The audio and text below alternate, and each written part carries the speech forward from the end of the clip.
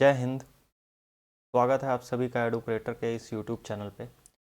आज के इस क्लास में हम लोग इंडियन नेशनल कांग्रेस के बारे में पढ़ेंगे और इंडियन नेशनल कांग्रेस के फॉर्मेशन को एक एक स्टेप बाय स्टेप और एकदम डिटेल में पढ़ के समझेंगे। तो हम लोग बिना टाइम वेस्ट किए आज की क्लास को स्टार्ट करते हैं। देखिए,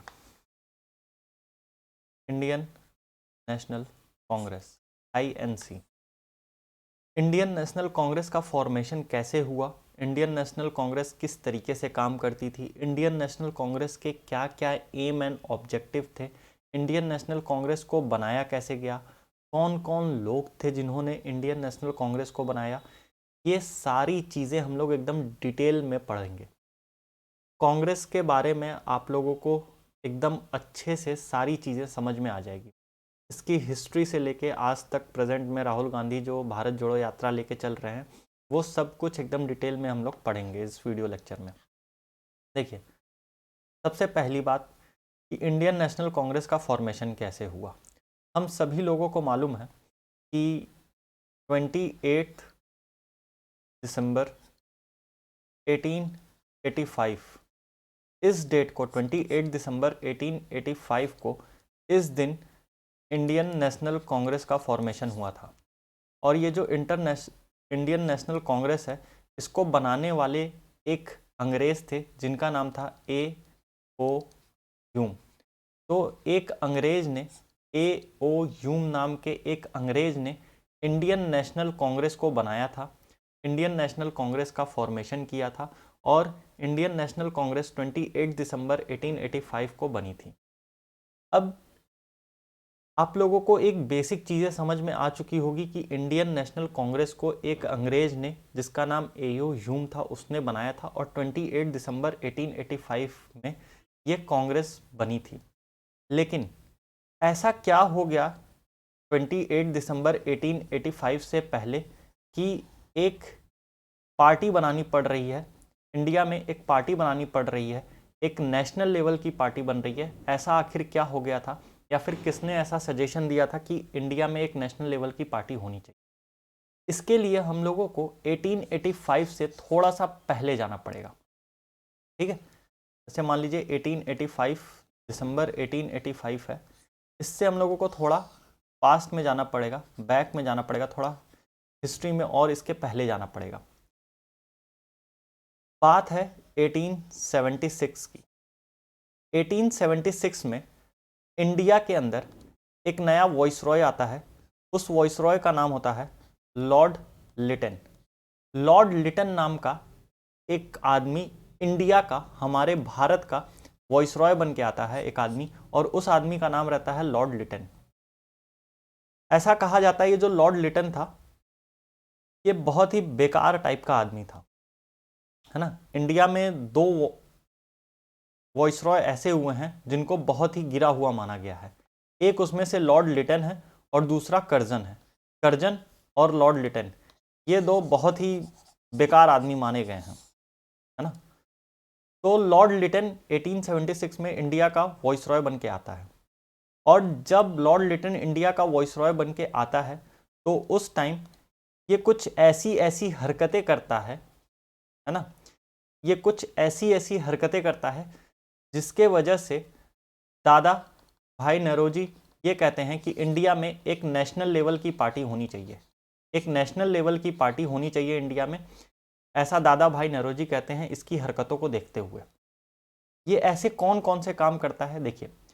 सबसे पहली चीज़ जो ये करता है कि जब ये वॉइसरॉय बन के आता है इंडिया में, तो उस टाइम इंडिया के अंदर भुखमरी या फेमाइन या सूखा कह दीजिए पड़ा रहता है। इंडिया में फेमाइन पड़ा रहता है, सूखा पड़ा रहता है।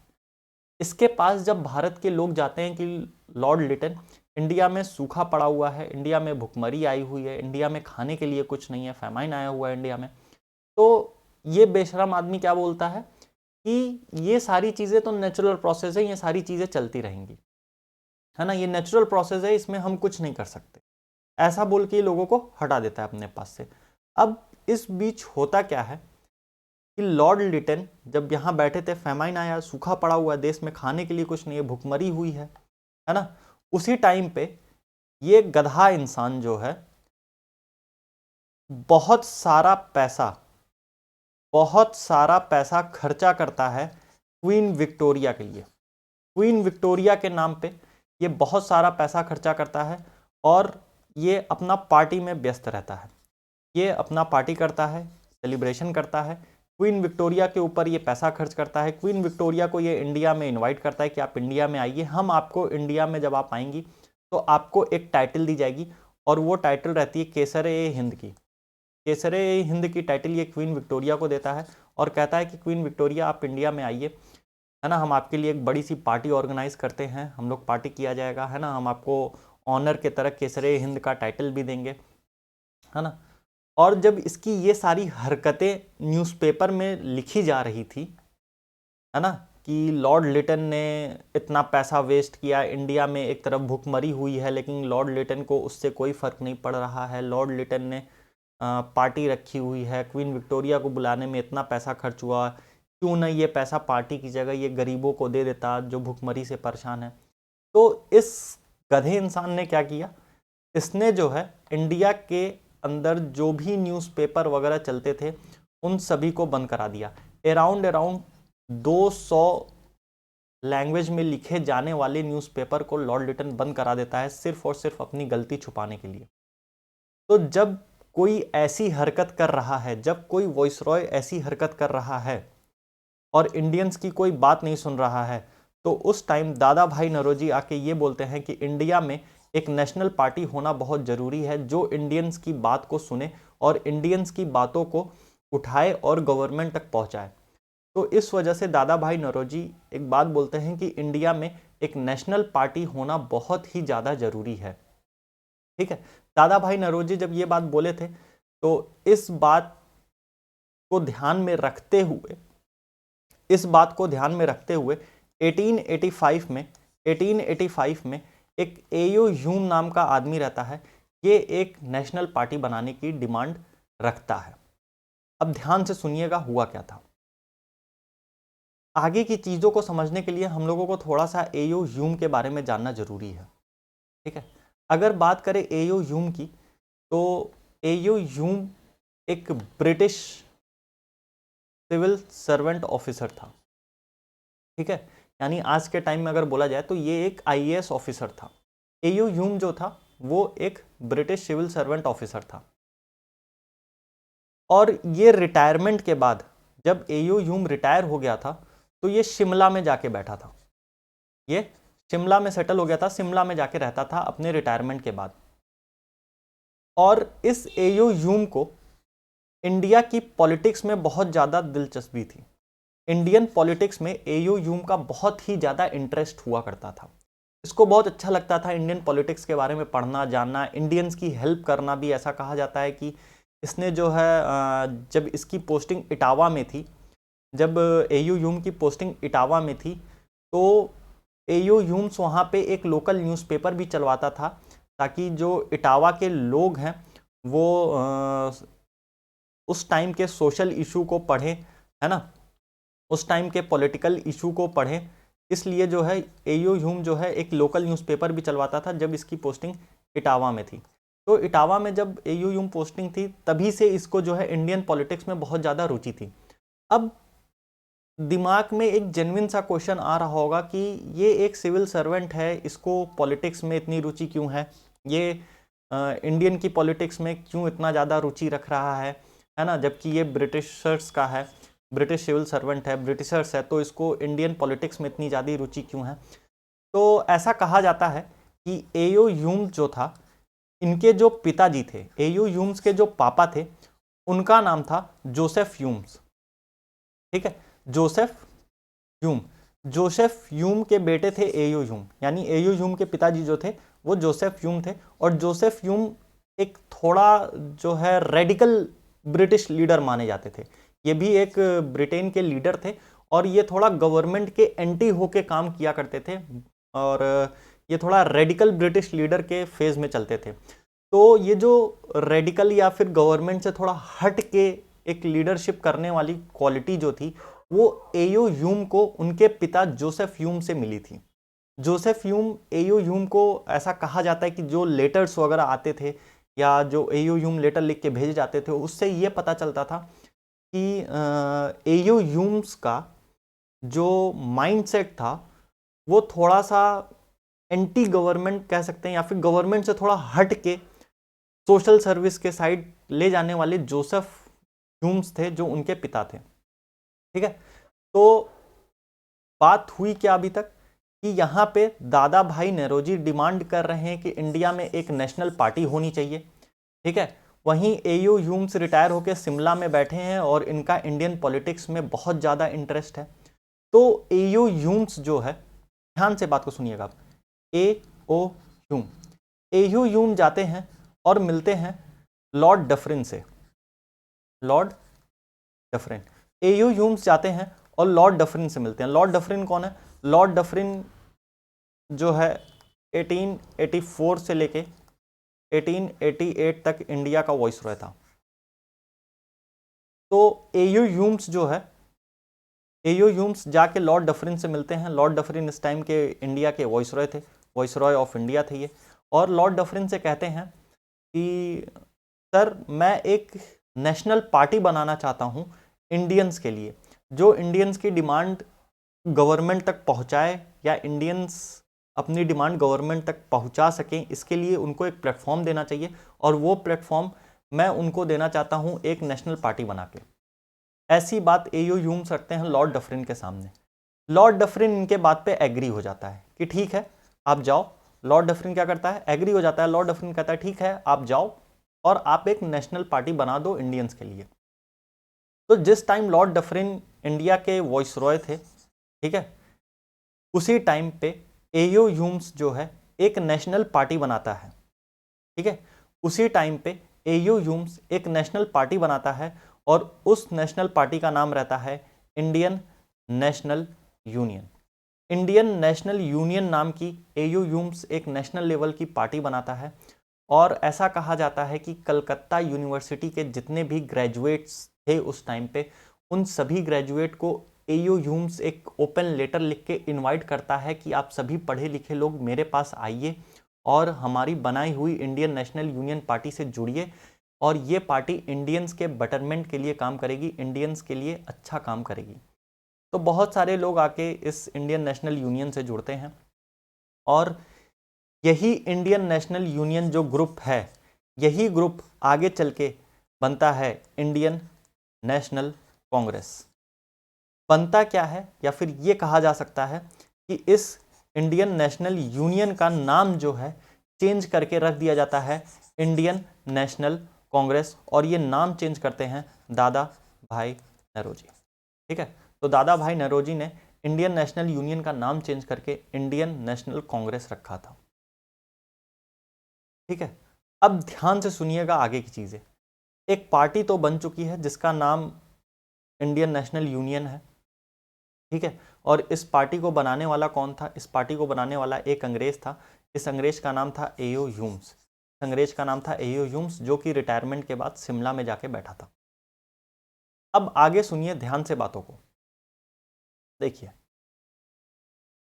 होता क्या है कि एयू ह्यूम्स जब सबको बुलाते हैं कि हम एक पार्टी बनाने जा रहे हैं, आप सभी लोग आइए, है ना, बहुत सारे लोग आते हैं, इनके पार्टी से ज्वाइन भी होते हैं।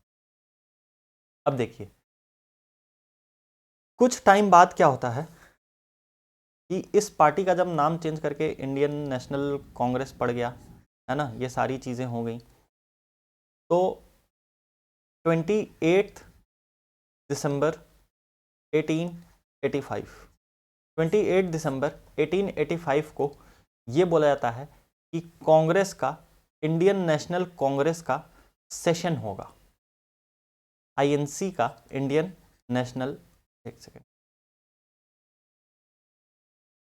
इंडियन नेशनल कांग्रेस का सेशन होगा। सेशन का मतलब क्या है? इंडियन नेशनल कांग्रेस का सेशन का मतलब ये होता है कि हर साल, एवरी ईयर, हर साल इंडियन नेशनल कांग्रेस के जितने भी लीडर्स हैं वो सारे लीडर्स एक साथ किसी प्लेस पे आके मिलेंगे और ये डिसाइड किया जाएगा कि नेक्स्ट ईयर, जो अगला साल होने वाला है, जो नेक्स्ट ईयर शुरू होगा, अगला साल जो स्टार्ट होने वाला है, उस साल में इंडियन नेशनल कांग्रेस का क्या क्या एम रहेगा, इंडियन नेशनल कांग्रेस को क्या क्या चीजें करनी है, ठीक है। इसी के लिए इंडियन नेशनल कांग्रेस जो है हर साल दिसंबर के महीने में मिलती थी। हर साल दिसंबर में इंडियन नेशनल कांग्रेस के सारे लीडर्स एक साथ इकट्ठा होते थे और ये डिसाइड करते थे अगला आने वाला साल जो है उस साल में हम लोगों का क्या क्या एम है, हम लोग क्या क्या करेंगे इंडिया के लिए। तो 28 दिसंबर 1885 को इंडियन नेशनल कांग्रेस का पहला सेशन होता है, फर्स्ट सेशन होने वाला है। यानी बहुत सारे इंडिया के लीडर्स आके एक साथ मिलेंगे, बैठेंगे और ये डिसाइड करेंगे कि आने वाले टाइम में, ये जो नया आने वाला साल है, इस साल में हम लोग इंडियंस के लिए क्या करेंगे। तो 28 दिसंबर 1885, इस 28 दिसंबर 1885 को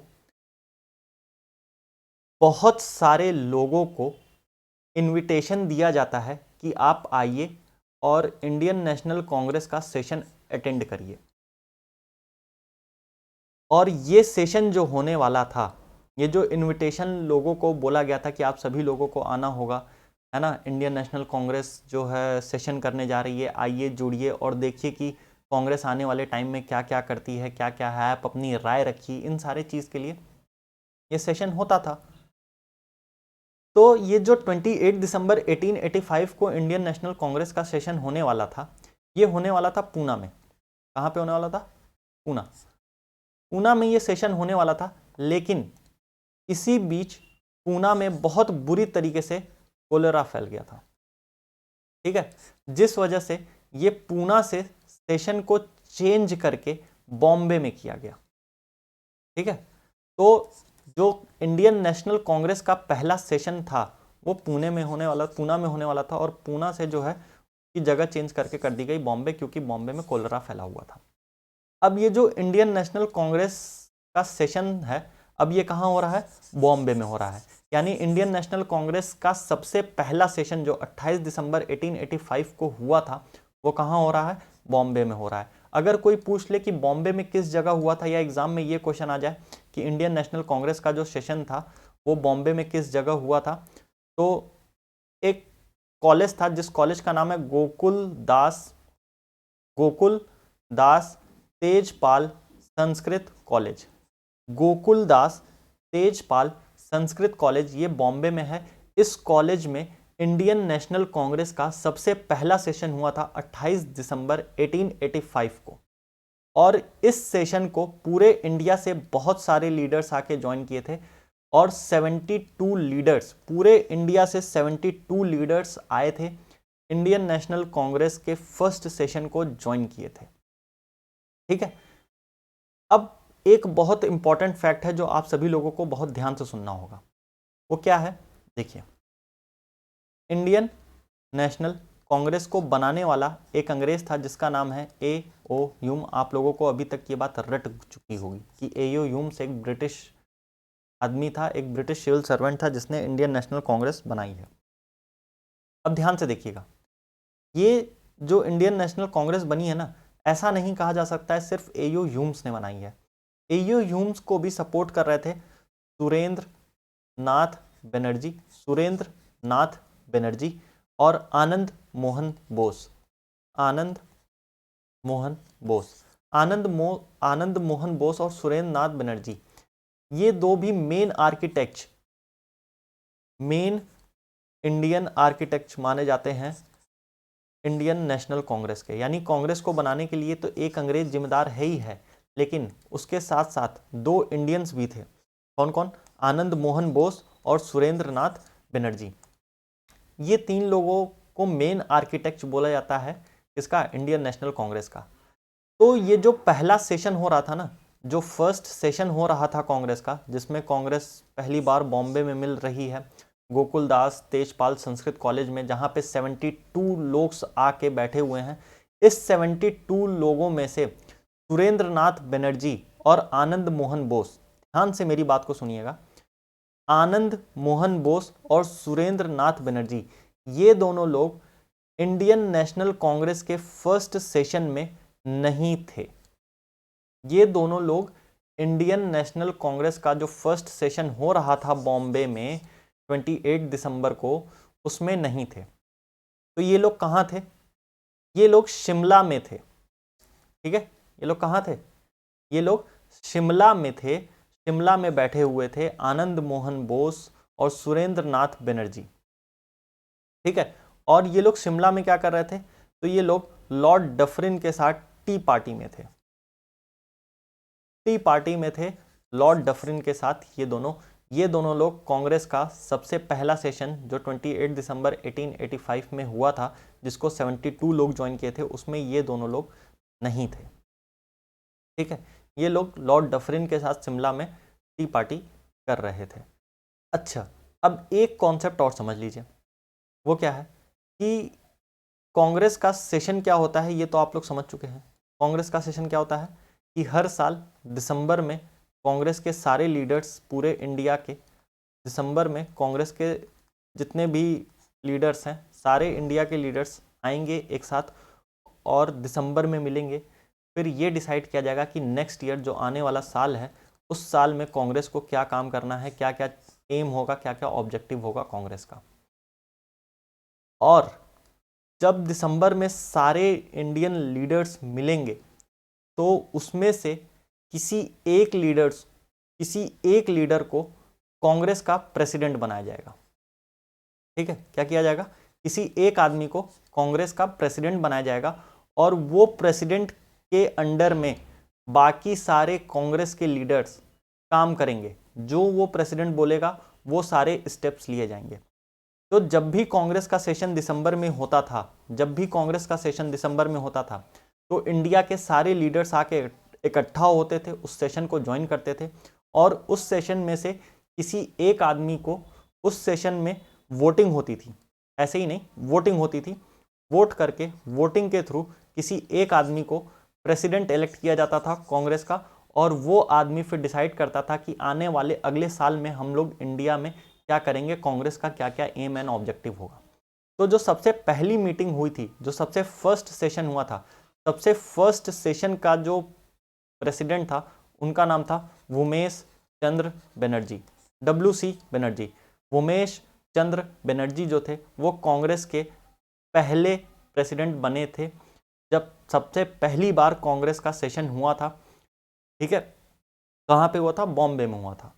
ये चीज़ें थी जो आप लोगों को ध्यान में होनी चाहिए। अच्छा, अब इसके बाद एक जो और इम्पॉर्टेंट चीज़ है जो आप सभी लोगों को पता होना चाहिए कि इंडियन नेशनल कांग्रेस के फॉर्मेशन के पीछे, इंडियन नेशनल कांग्रेस का जो फॉर्मेशन है, इसके फॉर्मेशन के पीछे दो थ्योरी बताई जाती है। इंडियन नेशनल कांग्रेस के फॉर्मेशन के पीछे दो थ्योरी है। पहली, दूसरी। पहली थ्योरी का नाम है मिथिकल थ्योरी। Mythical theory. और दूसरी थ्योरी का नाम है रियलिस्टिक थ्योरी। अब ये दोनों थ्योरी क्या है, इसको ध्यान से समझिएगा। देखिए, सबसे पहले बता रहे हैं हम मिथिकल थ्योरी। मिथिकल थ्योरी क्या है, ध्यान से सुनिएगा और समझिएगा।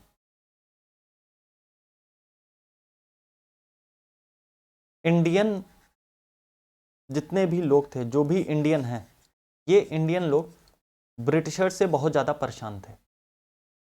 हम सभी लोगों को मालूम है कि ब्रिटिशर्स हमारे इंडिया पे रूल कर रहे थे और वो अपना मन मर्जी करते थे।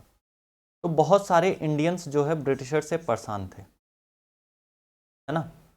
और ऐसा भी देखा गया था कि इंडियंस जो है बहुत बार ब्रिटिश ऑफिसर्स को मार भी दिए हैं। जैसे एक केस हुआ था चापेकर ब्रदर केस।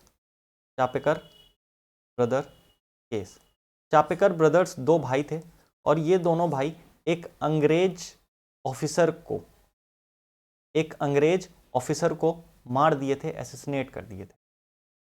और इसके पहले भी एक बार देखा गया था 1857 में कि इंडियंस जो थे ये ब्रिटिशर्स के ऊपर अटैक किए थे 1857 में। इसी लड़ाई को बोला गया था रिवोल्ट ऑफ 1857 की क्रांति। तो टाइम टाइम पे ऐसा देखा जाता था कि इंडियंस जो हैं, जो भारतीय हैं, ये इंडियंस ब्रिटिशर्स के ऊपर अटैक कर देते थे, है ना। ये इंडियंस क्या करते थे, ब्रिटिशर्स के ऊपर अटैक कर देते थे, क्योंकि इंडियंस की मांग को कोई सुनने वाला नहीं था।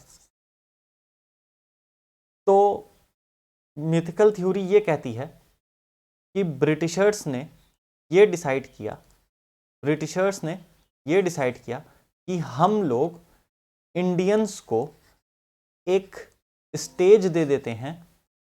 ब्रिटिशर्स क्या डिसाइड कर रहे हैं, ब्रिटिशर्स कह रहे हैं कि हम लोग इंडियंस को एक स्टेज दे देते हैं, या एक यूनियन बना देते हैं इंडियंस का, और वो यूनियन जो होगा, वो यूनियन सभी भारतीयों की, सभी जो आम नागरिक हैं, जैसे इंडिया में बहुत सारे रहने वाले लोग हैं, बहुत सारे इंडियंस इंडिया में रह रहे हैं, ये आम लोगों की प्रॉब्लम को ये इंडियन यूनियन सुनेगा।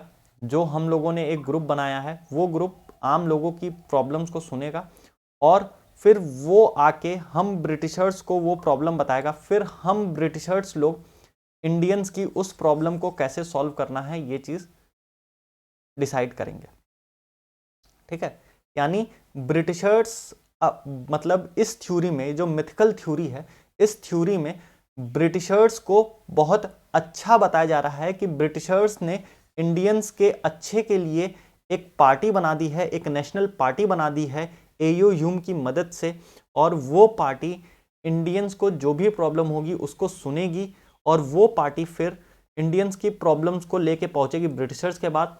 फिर ब्रिटिशर्स प्रॉब्लम को सुनेंगे और उसका सलूशन निकालेंगे। ये जो थ्योरी है, इस थ्योरी का नाम है मिथिकल थ्योरी।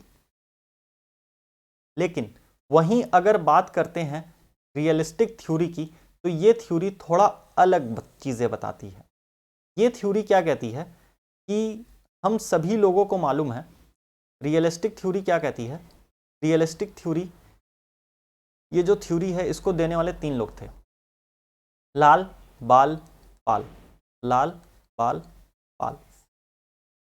ठीक है, लाला लाजपत राय, बिपिन चंद्र पाल, सॉरी क्या नाम था,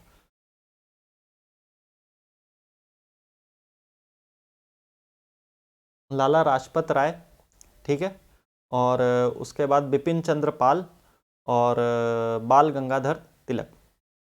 ठीक है, तो लाल बाल पाल, ये तीनों लोगों ने ये जो थ्योरी दी है, इस थ्योरी का नाम है रियलिस्टिक थ्योरी। इस थ्योरी में ये बोला जाता है कि ब्रिटिशर्स को हमेशा से ये बात मालूम थी कि ये लोग बहुत गलत करते आए हैं इंडियंस के साथ, और हम लोग ये भी देखें कि इंडियंस टाइम टाइम पे जो है ब्रिटिशर्स के ऊपर अटैक भी करते हैं, ब्रिटिशर्स को मारते भी हैं, ब्रिटिशर्स के ऊपर अटैक भी करते हैं। तो अंग्रेज सोचे कि क्यों ना हम ब्रिटिशर्स और इंडियंस के बीच में एक दीवार बना दी जाए, जिससे कि इंडियंस कभी डायरेक्टली हम ब्रिटिशर्स के ऊपर ना अटैक करें। ब्रिटिशर्स क्या सोचे कि क्यों ना हम लोग इंडियंस और अपने बीच एक दीवार बना दे, जिससे कि इंडियंस कभी डायरेक्टली हम ब्रिटिशर्स के ऊपर ना अटैक करें। इंडियंस को जो भी प्रॉब्लम हो, इंडियंस वो प्रॉब्लम जाके इनके ऊपर खाएं।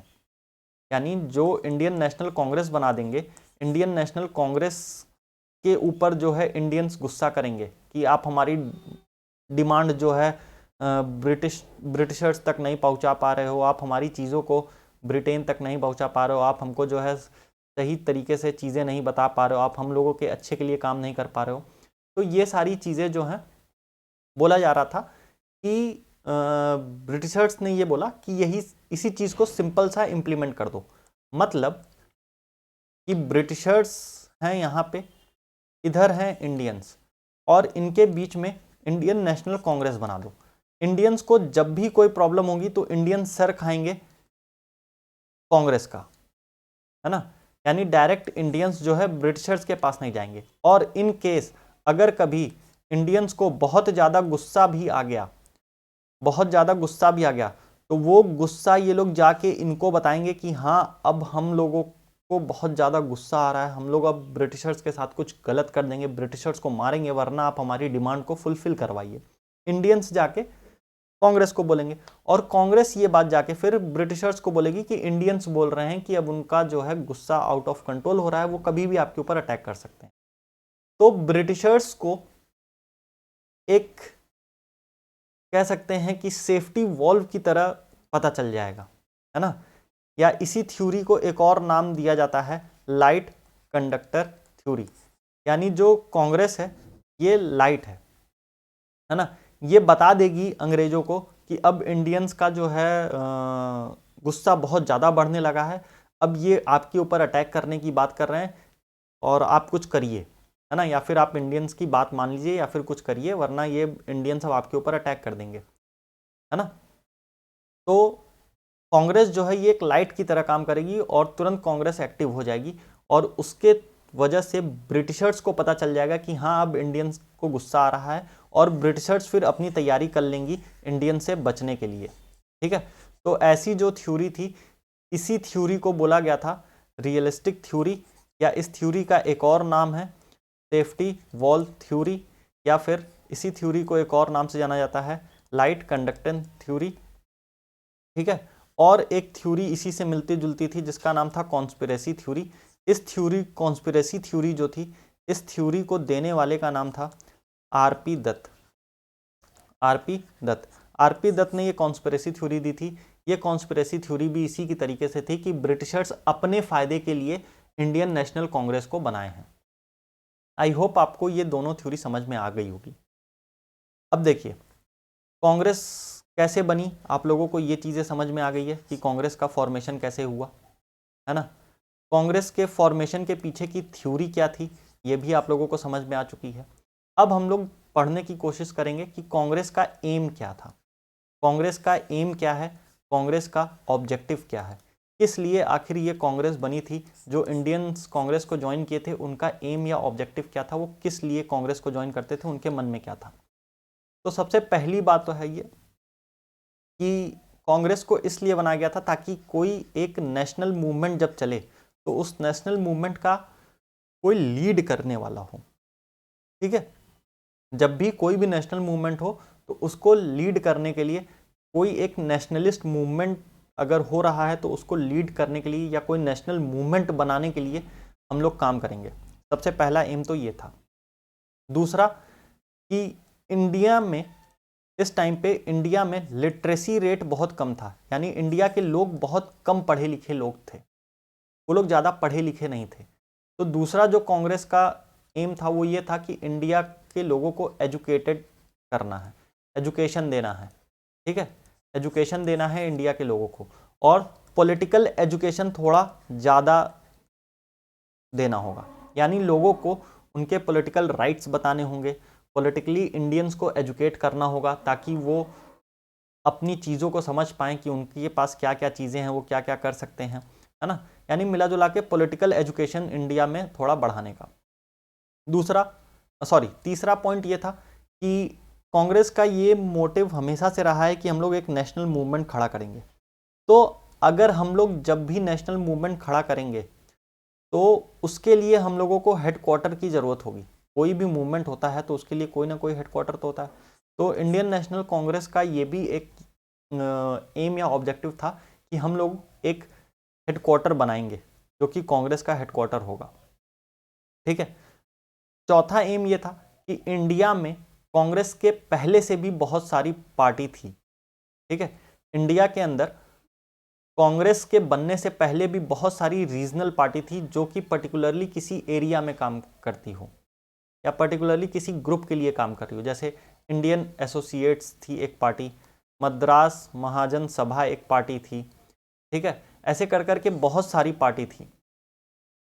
तो कांग्रेस का एक ऑब्जेक्टिव या एक एम ये भी था कि इंडिया में जितनी भी पॉलिटिकल पार्टी है, जितनी भी रीजनल पॉलिटिकल पार्टी है, उन सारे पार्टीज़ के बीच में एक अच्छा रिलेशन मेंटेन रहे और सारे जितनी भी पार्टी है उन सारे पार्टी के जो भी पॉलिटिकल वर्कर्स हैं उन सब के बीच में एक अच्छा रिलेशन मेंटेन रहे, और जब भी ज़रूरत पड़े तो जितने भी पॉलिटिकल वर्कर्स हैं डिफरेंट पार्टी के या पूरे इंडिया के डिफरेंट प्लेसेस के, वो सब कुछ एक साथ आए। तो इंटर पार्टी यूनियन को मजबूत करना, यूनिटी, इंटर पार्टी यूनिटी जो है उसको मजबूत करना, उसको अच्छे से करना।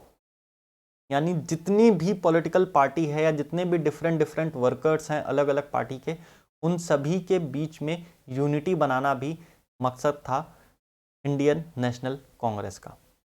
पांचवा क्या था कि धीरे धीरे फिर कांग्रेस ये बोलने लगी कि हम लोग अंग्रेजों से आज़ाद होंगे, यानी एंटी कॉलोनियल नेशनलिस्ट मूवमेंट चलाना है हम लोगों को। ठीक है, कांग्रेस का एक एम और क्या बनने लगा कि हम लोगों को एंटी कॉलोनियल नेशनलिस्ट मूवमेंट चलाना है या एंटी कॉलोनियल नेशन बनाना है इंडिया को। ठीक है, उसके बाद छठा ऑब्जेक्ट क्या था, सिक्स्थ एम या ऑब्जेक्टिव क्या है कांग्रेस का? कांग्रेस का सिक्स्थ ऑब्जेक्टिव ये है कि पूरे इंडिया के लोगों को, जितने भी इंडियन हैं, इन सब के अंदर एक नेशनलिस्ट फीलिंग लेके आनी है कि हम सब भारतीय एक हैं। ठीक है, हम सभी भारतीय लोगों को कास्ट, रिलीजन, प्रोविंस, मतलब जैसे नहीं कहते हैं कि क्षेत्रवाद जो लोग करते हैं उसको खत्म करना था, और जो रिलीजन के बेसिस पे लोग लड़ाई कर रहे थे, हिंदू मुस्लिम क्रिश्चियन चल रहा था उस टाइम, इसको ख़त्म करना है। कास्ट के बीच में जो इतना ज़्यादा डिवीज़न था हिंदू में, मुस्लिम्स में, इन सारी चीज़ों को ख़त्म करना। तो ये भी एक कांग्रेस का ऑब्जेक्टिव था। ठीक है, तो ये सारे कांग्रेस के एम और ऑब्जेक्टिव थे जब कांग्रेस बन रही थी उस टाइम पे। और कांग्रेस जब बनी है उसके बाद इन सारे चीज़ों के ऊपर कांग्रेस ने बहुत अच्छे से काम किया है। आई होप आप लोगों को ये सारे पॉइंट समझ में आ गए होंगे। इसके बाद आप लोगों को दो चीज़ें और ध्यान में रखनी है। सबसे पहली बात तो ये है कि इंडियन नेशनल कांग्रेस 1885 में बन के तैयार हो गई थी। ठीक है, देखिए एक बात हमेशा ध्यान रखें कि इंडिया के अंदर बहुत सारी डाइवर्सिटी थी, अलग अलग तरीके के लोग थे, अलग अलग विचारधारा वाले लोग थे।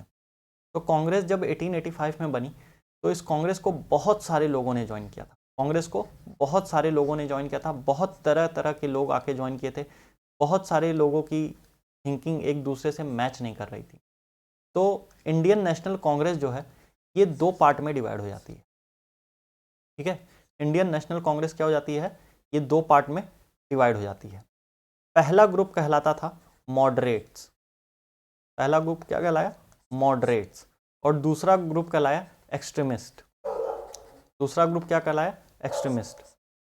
मॉडरेट्स को हिंदी में बोलते हैं नरम दल, एक्सट्रीमिस्ट को हिंदी में बोलते हैं गरम दल। जो कांग्रेस थी वो दो पार्ट में डिवाइड हुई थी, मॉडरेट और एक्सट्रीमिस्ट। नरम दल, नरम दल, मॉडरेट्स यानी नरम दल, एक्सट्रीमिस्ट यानी गरम दल। अब इसमें डिफरेंस क्या था, देखिए मॉडरेट्स का ये कहना था कि हम लोगों को अगर ब्रिटिशर्स से काम निकलवाना है, देखिए इंडियंस के ऊपर, इंडिया पे तो ब्रिटिशर्स का ही रूल था, तो अगर हमको ब्रिटिशर्स से अपना काम निकलवाना है, अपने अच्छाई के लिए कुछ करवाना है, तो हम लोगों को ब्रिटिशर्स से रिक्वेस्ट करनी चाहिए। हम लोगों को एक क्या कहते हैं, थोड़ा अच्छे वे में जाके ब्रिटिशर्स से अपनी बातें रखनी चाहिए, है ना। हम लोगों को जो है ब्रिटिशर्स की रिस्पेक्ट भी करनी चाहिए। हम लोगों को जो भी बात मनवानी है उसको लेटर में लिख के देना चाहिए, कॉन्स्टिट्यूशनल मेथड से, यानी कानून का पालन करते हुए हम लोगों को अपनी बात रखनी चाहिए। तब हो सकता है अंग्रेज हम लोगों से खुश होके, नहीं इंडियंस अच्छे से बिहेव कर रहे हैं, हम लोगों की बात सुन लें। वहीं एक्सट्रीमिस्ट का क्या कहना था, एक्सट्रीमिस्ट का ये मानना था कि अंग्रेज एक नंबर के बेकार आदमी हैं, ये सब कुत्ते हैं, इन सबको मारो और फिर उसके बाद बात बताओ अपनी क्या करना है ना। मतलब पहले अंग्रेज से अगर कोई काम करवाना है तो पहले अंग्रेज को चलते ही पकड़ के पीट दो, है ना, फिर कहो कि अबे सुनो ये काम है इसको कर दो। तो ऐसी विचारधारा जिनकी थी वो थे एक्सट्रीमिस्ट, और जो अंग्रेजों को थोड़ा साइड लेके चलते थे उनका था मॉडरेट्स। ठीक है, तो जब कांग्रेस बनी, ठीक है, जब कांग्रेस बनी तो हर साल कांग्रेस का सेशन होता था, है ना, और कांग्रेस के सेशन में एक प्रेसिडेंट इलेक्ट होता था। ये बात भी आप लोगों को ध्यान होगी, बताए थे अभी कि जब भी कांग्रेस का सेशन होगा तो उसमें एक आदमी प्रेसिडेंट इलेक्ट होता था। अब वो आदमी जिस ग्रुप का है कांग्रेस उसी के अकॉर्डिंग काम करेगी। अगर कोई आदमी मॉडरेट ग्रुप का है और वो प्रेसिडेंट बन गया तो कांग्रेस, इंडियन नेशनल कांग्रेस उस मॉडरेट लीडर के कहने पे चलेगी, ठीक है। और अगर कोई आदमी प्रेसिडेंट बना जो कि एक्सट्रीमिस्ट ग्रुप का है तो कांग्रेस उस एक्सट्रीमिस्ट ग्रुप के लीडर के कहने पे चलेगी। तो ये दो डिवीजन हो गया था कांग्रेस के अंदर। कांग्रेस दो पार्ट में डिवाइड हो गई थी जब से बनी थी तभी से। एक ग्रुप कहलाया मॉडरेट्स और एक ग्रुप कहलाया एक्सट्रीमिस्ट। ये दो ग्रुप में कांग्रेस डिवाइड थी। अब ध्यान से सुनिएगा, कांग्रेस का जो मॉडरेट ग्रुप था ये 1885 से लेके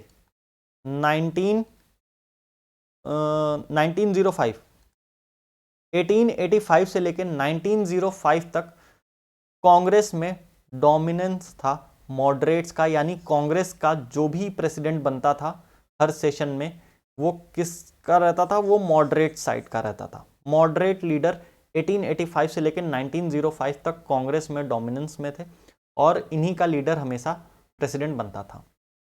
लेकिन 1905 से 1915 का टाइम पीरियड देखा जाए तो इस टाइम तक कांग्रेस में एक्सट्रीमिस्ट जो ज़्यादा हो गए थे और एक्सट्रीमिस्ट विजन से ज़्यादा काम किया जा रहा था इंडिया में। कब से कब तक? 1905 से 1915 तक। लेकिन 1915 के बाद 1916 में इंडिया में एंट्री होती है मोहनदास करमचंद गांधी, महात्मा गांधी जी की, और उसके बाद कांग्रेस में डोमिनेंस 1916 से लेके 1947 जब तक देश आज़ाद नहीं होता था तब तक जो है कांग्रेस में डोमिनेंस रहता है महात्मा गांधी जी का। और कांग्रेस जो है फिर बहुत ज़्यादा काम करती है इंडिया को इंडिपेंडेंस दिलाने में, इंडिया को आज़ादी दिलाने में। आई होप आप लोगों को यहाँ तक की सारी चीज़ें क्लियर हो गई होंगी। इसके आगे की क्लास में हम लोग पढ़ेंगे कि कांग्रेस का सेशन कैसे कैसे हुआ, कौन कौन से कांग्रेस के इंपॉर्टेंट सेशन थे जो एग्ज़ाम में पूछे जाते हैं।